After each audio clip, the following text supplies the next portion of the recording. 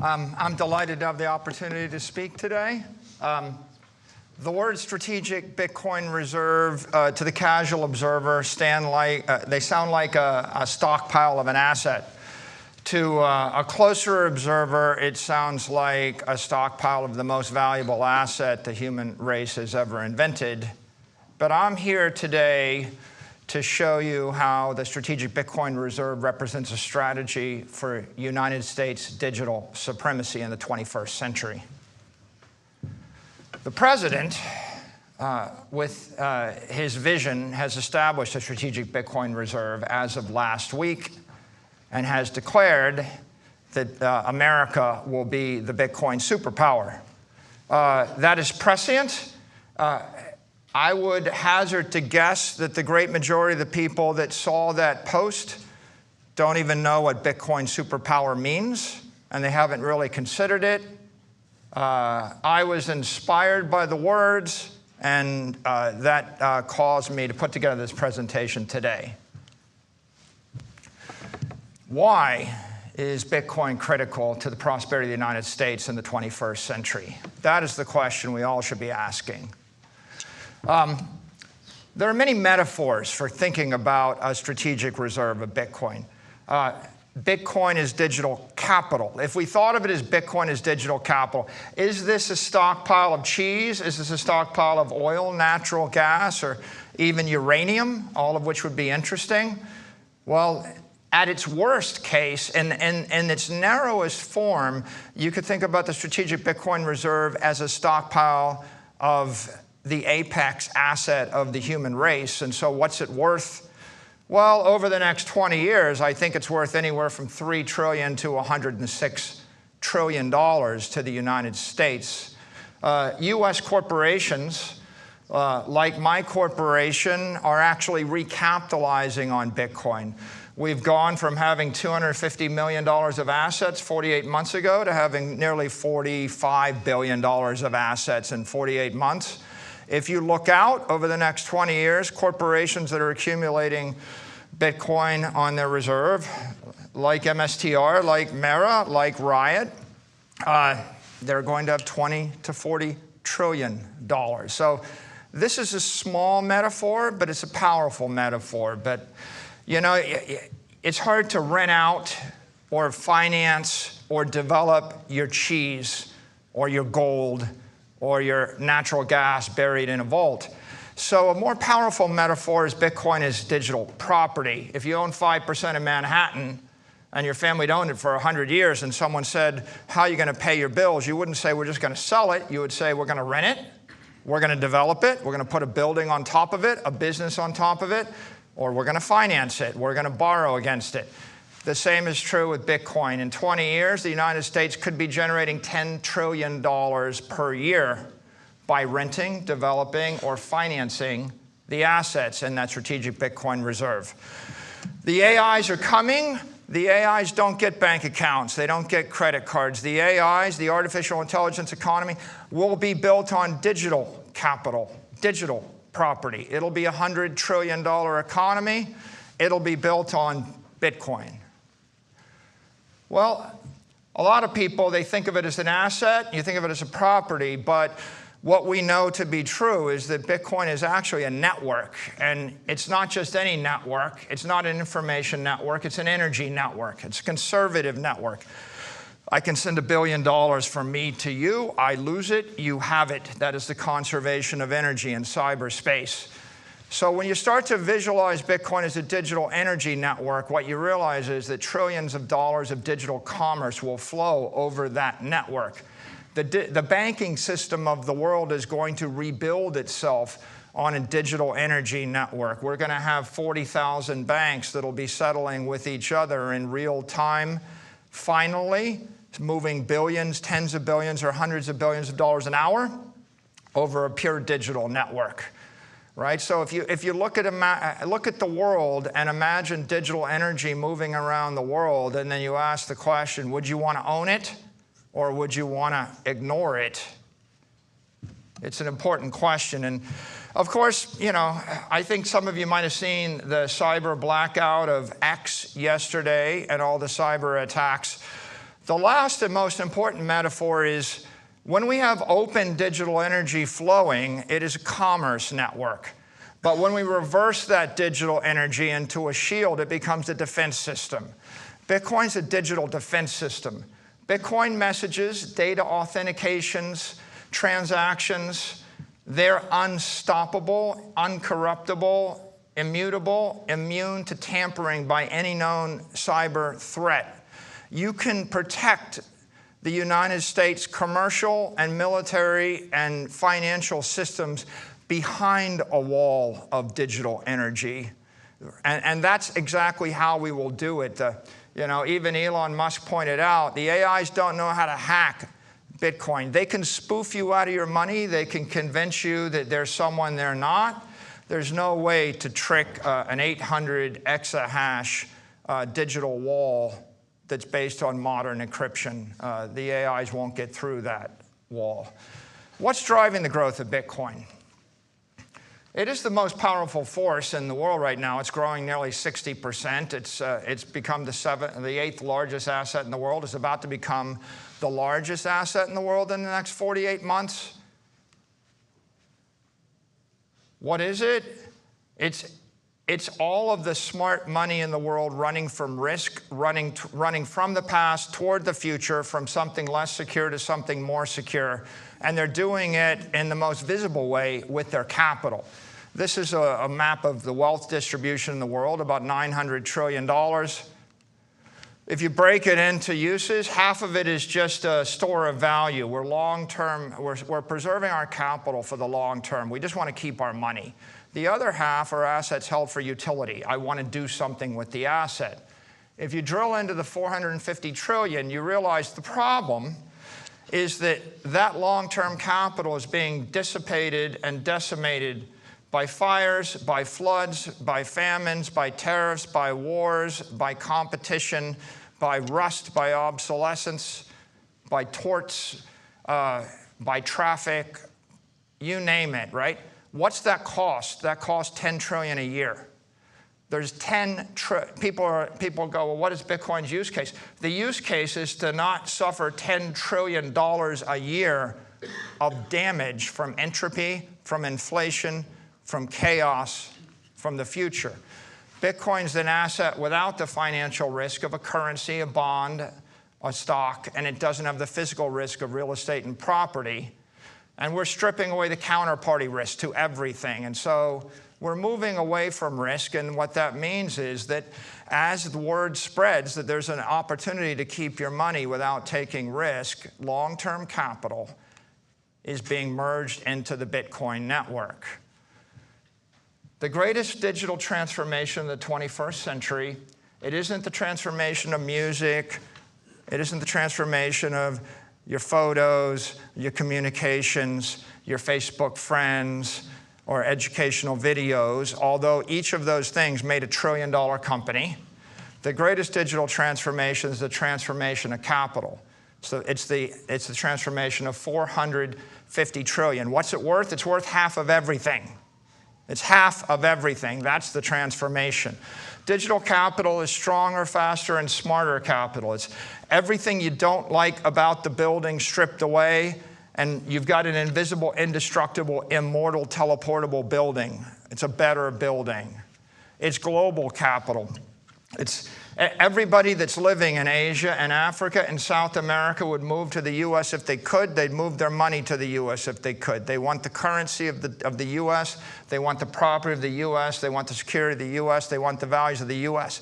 But they can't have it. So the second best thing they can have is move their money into the Bitcoin network, which has all of the values, protections, and securities of the U.S. Bitcoin is immortal capital. Right? You can keep your money for 1,000 years. A 10 basis point fee works out to a useful lifetime of 1,000 years. All the other long-term capital assets have a life of 10 to 100 years. Find a business you want to invest in that'll be around for 500 years. Find a building that will last for 500 years. Find a bond that will pay off in 500 years. Find a piece of art that'll still be legible in 500 years. And finally, what we all know in this room is that Bitcoin and digital capital is ethical capital. It's the only thing in this world you can truly own. If you have possession of the keys, if you have possession of the knowledge of where the keys might be, you own the thing. No one can take the thing away from you. Everything else you have in this world, you own at the pleasure of someone more powerful than you until they decide to take it away from you. Satoshi gave us property rights, sound money, sovereign money. It's a network, but what is it? It's the world's most powerful network. 800 exahash. What's the measure of digital power? It's exahash. 20 gigawatts. All the electricity, all the power that fires up the US Navy. It's also got the most economic power. My company spent $33 billion to buy 2.4% of the network. Do the math in your head, you'll realize there's $1 trillion of real money that has flowed into this network, and there's $1 trillion of smart money behind it. It's the world's most global, fault-tolerant, unstoppable network. Each of those ASIC chips is hundreds of thousands of laptop computers. You'd need trillions and trillions of computers to dent this network. And then, of course, many people say, oh, I get it, it's a network effect. It must be a network. Yeah. Well, it's not a McAfee network. That's just enough information about networks to hurt yourself. It's not getting more powerful with the square of the number of nodes. It's getting more powerful based upon the amount of mass, energy, and capital flowing in the network. It's a Newtonian network, like the solar system. When the white dwarf comes past your planet, it's going to suck the atmosphere off your planet. A white dwarf is not the same as an asteroid the same size. They're different. Bitcoin is the brightest thing in the financial universe, right? Heat and light. It's the most interesting. It's growing stronger. It's growing hotter. It's growing denser as it draws the capital of the world into its orbit. What capital? Physical capital. People are selling their buildings. Financial capital. They're going to trade out their low-grade bonds, their currencies in third world and in the second world. Foreign capital. They're going to sell their Siberian real warehouses and their Russian natural gas rights. It's drawing antiquated capital, the capital of the 20th century. It's drawing smart capital. Anybody that thought about it and thought, do I want to be invested in something that's going to decay or be destroyed over time by 100 uncertain risks, or do I want to just keep my money in cyberspace? And then digital capital, right? The AIs, they don't get the bank account. As the economy digitizes, people want to move digital money at the speed of light with a million transactions a second. You're not doing it with a Siberian warehouse. You're not doing it with natural gas or gold. You're not going to do it with any 20th century asset. Where is it headed? Well, there's an open source model. You can download it on GitHub called Bitcoin 24. Plug in your own assumptions. Our assumptions? Well, Bitcoin's currently 22 basis points of the global economy. That's $2 trillion. Over 20 years, right now it's been growing about 60% a year. If it decelerates from 60% a year to 20% a year, the average return is going to be 29% a year over the 20 years. That is the base case. That arrives at a price of $13 million a Bitcoin in USD terms, or $280 trillion in the network. Does the world turn upside down? No. What happens? Well, everything pretty much stays the same, except for those that embrace Bitcoin get rich and powerful. Those that don't embrace Bitcoin get weaker and poorer. Otherwise, everything that you see in the world today will still be there in the world in 20 years. Bitcoin is not a threat to the dollar. The dollar is currency. Bitcoin is capital. In the modern world, there are plenty of academic economists. They will just recite ad infinitum. Well, money is a store of value, a medium of exchange, a unit of account. There, I told you. And they just haven't really thought about that past just rote memory. This is why you shouldn't rote memorize stuff in education. Think a little bit harder about what's going on here. If you need money for the next 4 weeks in Argentina, then you're using the peso. If you need money for the next 4 years in Argentina, you're using the dollar. If you need money for the next 40 years in Argentina and you're smart, you're using the Bitcoin. And so the dollar is competing, but is competing against the M2 money supply of the CNY, Chinese currency, European currency, Japanese currency. Right now, we're about 17% of that. We should be able to grow to 30% of that. How?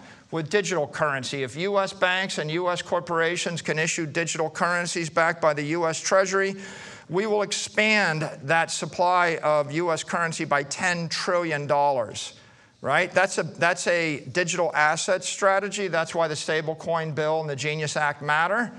It is not capital. Bitcoin is less than 1% of the capital of the world. What does it compete with? Not the dollar. Bitcoin competes with property, equity, and bonds. Property, equity, and bonds. And what is it? It's 1%. And what is it going to? I just showed you the shocker $13 million Bitcoin forecast. That gets us to 13% of the capital in 2045. We have two strategies. Expand our currency to dominate the world with the digital currency of choice. Expand our capital to dominate the world with the digital capital of choice. Why should the US want to be the Bitcoin superpower? You cannot remain a sovereign nation if you lose control of your airspace, outer space, or cyberspace. This is a truism. It's pretty important. We're not talking about making a little bit of money here. We're talking about defending the American way of life. A superpower has to keep the air routes open. You must be able to fly, not just fly from here to London. You need to be able to fly from New York to Chicago. If you look at what happened in the first Gulf War, we took control of Iraqi airspace. Within a week, their entire country was non-functioning. Some people would say within 48 hours they were non-functioning. This country won't function for 48 hours after we lose control of our airspace. How do we protect it? We have Air Force bases. We have military aircraft. This is evolving. It will continue to evolve. Drones, very sophisticated defense systems. We have to keep open our sea lanes. This is a truism for 1,000 years. The Carthaginians knew it. That's why the Romans destroyed them. The Carthaginians had destroyed the Venetian fleet. Every single port in the Mediterranean that was a Venetian port was also a Roman port, was also a Carthaginian port, was also a Phoenician port. Why? Because you must keep the sea lanes open if you would be a superpower. If I cut off your sea lanes, I choked your economy. The Japanese determined this or found this out in World War II. Sea power requires naval bases operating appropriate ships. A superpower has to keep its cyber channels open. What does that mean? It means your communication channels for digital information, but it also means your communication channels for digital energy. I need to be able to move a signal, but I need to move a $10 billion chunk of money. I don't just need to keep the cyber channels open around the world. It's not just I want to move that information or that energy between New York and Tokyo. If I lose control of cyberspace over the United States, I can't move information between New York and Chicago, right? You lose cyberspace, you'll lose your own digital economy. What would you do if your enemy got control of your cyberspace? You saw just, again, yesterday, you can't even log into X. Well, what happens when you can't log into your bank account? Cyber power requires Bitcoin miners operating ASICs, throwing up a wall of digital energy. And you want to hope that more than 50% of that is controlled by you or your allies. What does it mean to own cyberspace? If you want to be a Bitcoin superpower, you need to own the asset, own Bitcoin, but that's only half of it. Owning all of New York City and losing control of the sea lanes and the airspace above New York City is a Pyrrhic victory, right? You won't own it very long. It'll get shredded. You have to control the network, the cyber network, the digital energy network that flows around the world. AI is the future. The computers, the AIs, they're smarter than us. They're going to think faster than us. At some point, they'll be thinking 1,000,000 times a second, talking to each other, right? And if you want to build the greatest economy in the world, your cars need to drive themselves. The robots need to think. The factories need to think. And your agent needs to be thinking 1,000,000 times a second about how to do something useful for you.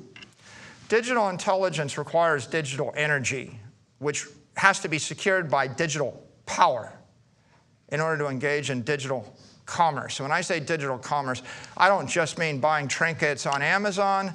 I mean moving all of the money and securing all the assets of the world. I mean $950 trillion going to $4,000 trillion of assets. And it couldn't be clearer where that's headed right now.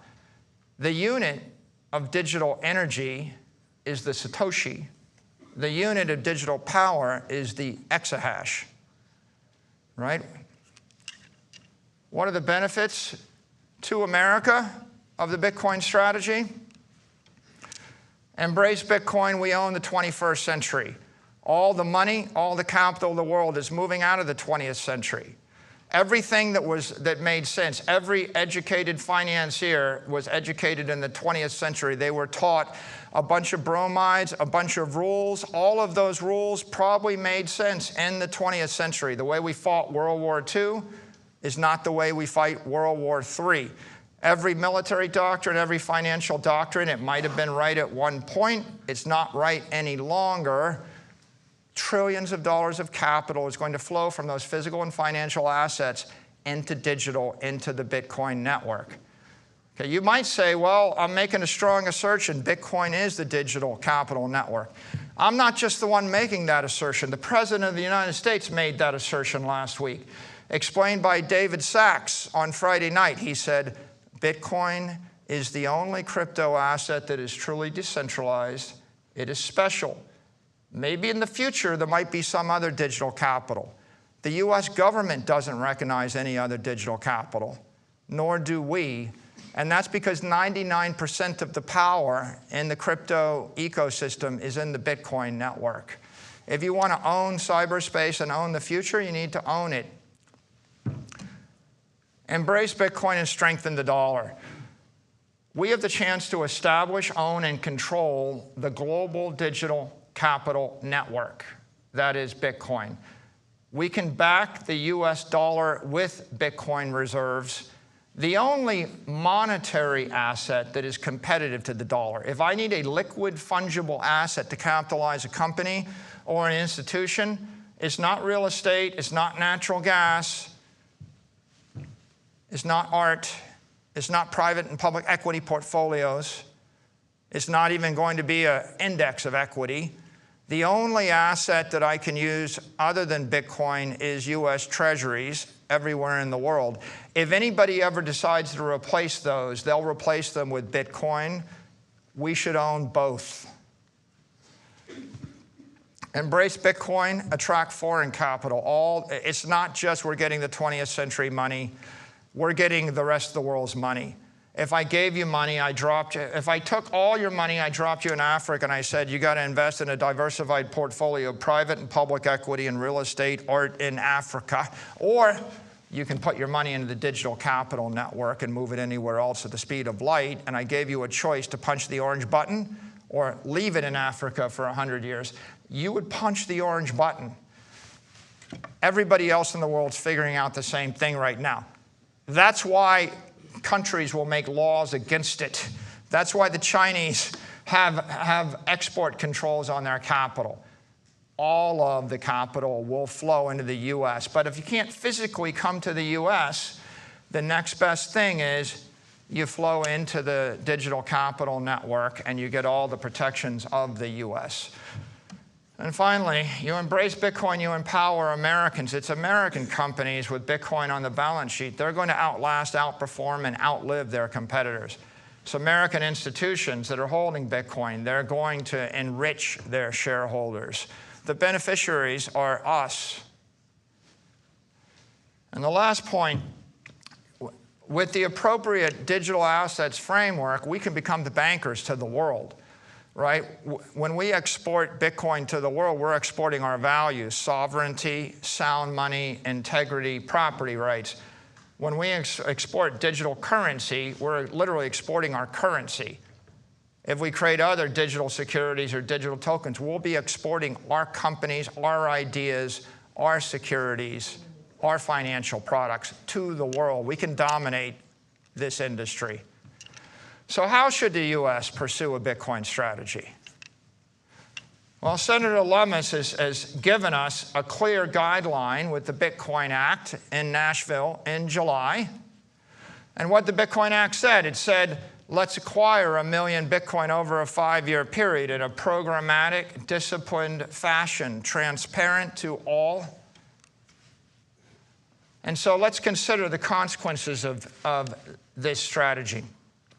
Well, first of all, last week, the president signed the Strategic Bitcoin Reserve Act or order. If we hold that 200,000 Bitcoin for the next 20 years, even though you see a flat line on the screen, the flat line is worth $3 trillion. So that's the value of doing nothing. Sometimes people think that you have to do something to make money. Sometimes the absence of doing awful and stupid things is making money. Doing stuff is highly overrated if the stuff is trading or selling your Bitcoin. The Lummis bill would acquire 1 million Bitcoin or 1.2 million Bitcoin. If you look at the consequences of that over the time frame, it's worth $16 trillion to the nation. If you get a bit more aggressive and we go for another million Bitcoin, it's worth $34 trillion to the nation. In this case, there's a bit of reflexivity. If the United States starts to more aggressively stockpile Bitcoin, it's going to accelerate the growth of the network. It's going to accelerate capital flowing in the network. It's going to increase and expand the overall digital capital network. If we move to a triple max strategy, you'll end up with 4 million Bitcoin. That's worth $73 trillion to America. And of course, President Trump has laid out a guideline. We should be the superpower. If you want a superpower strategy, here's a superpower strategy. Acquire Bitcoin consistently. By the way, over what time frame? Consistently daily between now and the 0.99. 0.99 is January of the year 2035, the point at which 99% of the Bitcoin supply has been mined. The asset becomes effectively capped for all practical purposes, because the last 1% comes out over 100 years. 0.99 between now and then, you've got 10 years for the digital gold rush. You should get your Bitcoin before there's no more Bitcoin for you. And you can see here, in this strategy, we acquire it consistently, and then we use surpluses from the US government to continue to save in Bitcoin. It's worth $106 trillion to the United States. And so what does that look like?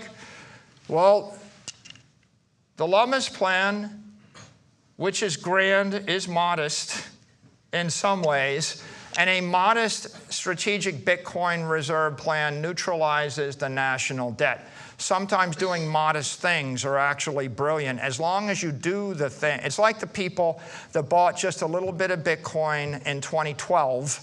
It was a modest investment. It made them billionaires. A modest thing 20 years in advance is a brilliant thing. If you're more aggressive, the triple max plan negates the national debt. The superpower plan creates a global superpower. We bought 78% of the United States for $40 million. $40 million purchased nearly 80% of this country. Think about it for a second.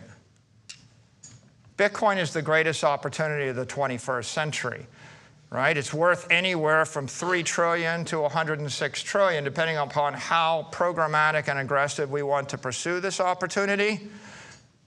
These opportunities don't come along often.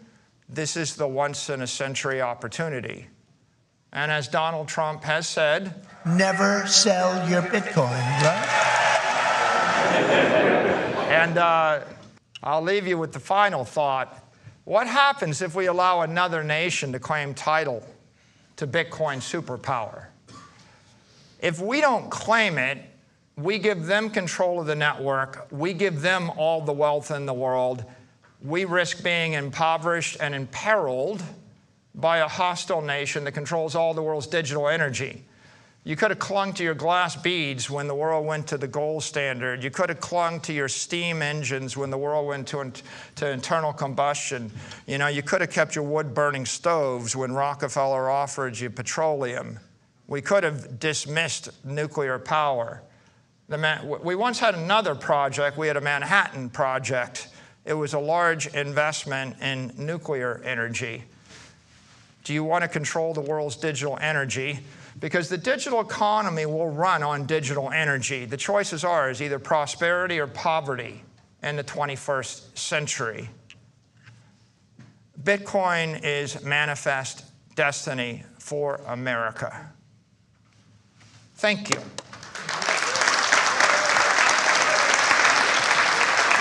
Thank you, Senator. Oh, my God. Thank you for your support. Great job.